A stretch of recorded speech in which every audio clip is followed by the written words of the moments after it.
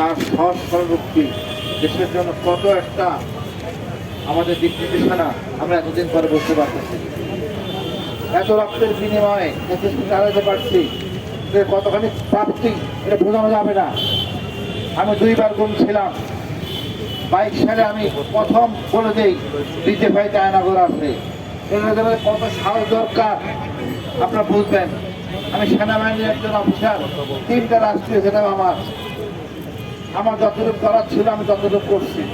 জাতিকে জানাইছি বন্দি লোকজন আছে আয়নাঘরে ডিজিএফআইতে। কোনো রাজনীতিবিদ, কোনো ব্যক্তিত্ব, কোনো মিডিয়া কোনো কথা বলে নাই।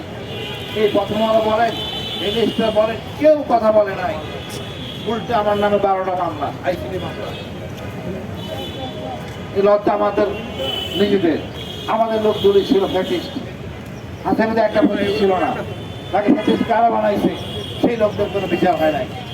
তারা কেউ পালাই গেছে ভারতে, কেউ এখন কাঁপতে পেরে বসে আছে।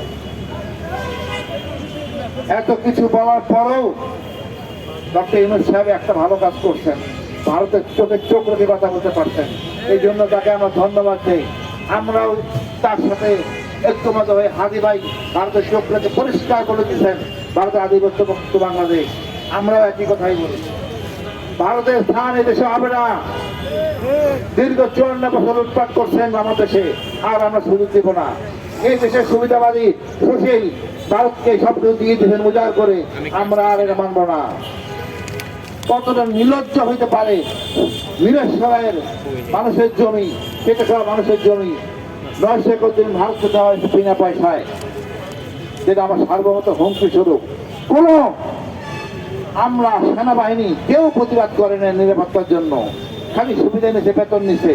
এদের জন্য দেশ স্বাধীন হয় নাই। দেশ স্বাধীন করছে আমজনতা, এই বিপ্লব করছে আমজনতা, এদের কোনো মূল্যায়ন হয় নাই।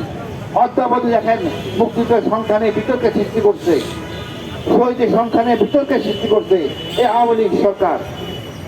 আমরা চাই সকল বিভেদ ভুলে ঐক্যমতে পৌঁছি, দেশটাকে একটা কাঙ্ক্ষিত লক্ষ্যে পৌঁছে নিয়ে যাই। কিন্তু দেখেন সংস্কার আমরা করতে পারি নাই। আমাদের এই সংবিধানই আমাদের সুযোগ করে দিয়েছে গুম খুন সকল অনৈতিক কাজকর্ম।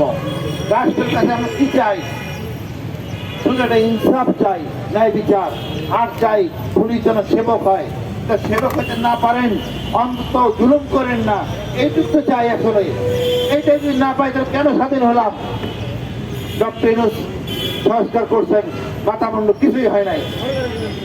উচিত ছিল এত লোকের এত মত নিয়ে দেশ স্বাধীন, দেশ সংস্কার করা যায় না।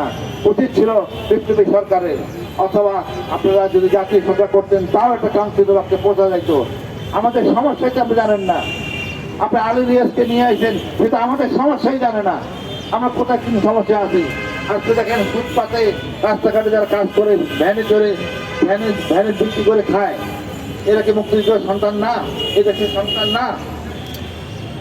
এদেরকে অধিকার নেই বাজার, চাকরি দিতে পারবেন না।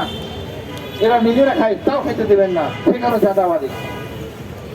আমরা মনে করি আমরা এই বড় লোকের জন্য দেশটা হয় নাই, ওই গুলশান বানানোর জন্য দেশ হয় নাই। আমার প্রতিবেশী ভালো থাকলে ভালো থাকবো, পরিষ্কার বলি। আমার এই আমজনতা কৃষক জেলে, এরাই আমার খাবারটা এনে দেয়, ওই বড় লোককে এনে দেয় না, ওই লুটপাট করে। আমাদের লোকটা জমি বেঁচে, গরু বেঁচে, বউ বাচ্চারা বিদেশে গেছে, ওখান থেকে টাকা পাঠায়। এই টাকা দিয়ে দেশ চলে, এই টাকা দিয়ে বাজার হয়, আমাদের বাজেট হয়। কিন্তু দুঃখের বিষয় এই টাকাটা লুটপাট করে ভারতে পাঠানো যায়। ডক্টর ইউনূস একটা কঠিন আইন করতে পারতেন, টাকা পাচার করে মৃত্যুদণ্ড, তাইলেও খুশি হইতাম।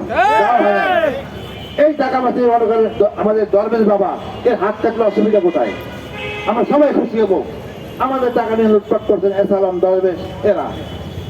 একটা লোকের কত টাকা দরকার? নিজ দেশে উন্নয়ন করেন, তৈরি করছেন, আপনারা উন্নয়ন করতেছেন বিদেশে। আমরা এই জন্য বিদেশকে তাড়াই নাই, আপনাদেরকে তাড়াইতে হবে।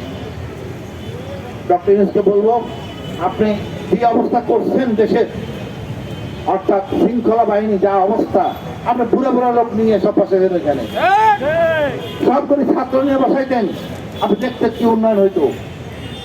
কিন্তু তা করেন নাই। আপনি ক্ষতিগ্রস্তদের নিয়ে দেখেন, তার জানতো কেন ক্ষতিগ্রস্ত, আপনি তা করেন নাই। সব পুরা জোড়া প্যাম্পার্স পুরো অফিস করে এদেরকে নিয়ে দাঁড় করেছেন ওখানে। এরা কখন ওষুধ খাবে তার হিসাব করে, কখন ওষুধ খাইতে হবে, কোনটা বাদ পড়লো, সে দেশের কি উন্নয়ন করবে? আমি মনে করি পুলিশ বাহিনীতে অর্ধেক পুলিশ মেয়ে আনেন, আমরা অন্তত ভালো বিচার পাবো, অনেক জুলুম হবে না। পুলিশ যে এলাকার পুলিশ সেই এলাকায় রাখেন, সব এলাকার লোকদের চিনে, জুলুম করবে না। এই সহজ সমীকরণ। জামাত, বিএনপি, আওয়ামী লীগ সবাই মিলেই থাকবো না একসাথে, তারপরে ফেলে দিতে পারবো না। কেউ যে ভুল করে আমার চায় রাষ্ট্রীয় আইনে বিচার হওয়ার পর আমি একসাথে থাকবো। তা আমি মনে করি আমরা অনেক কিছুর পর একটা সমীকরণে আসি,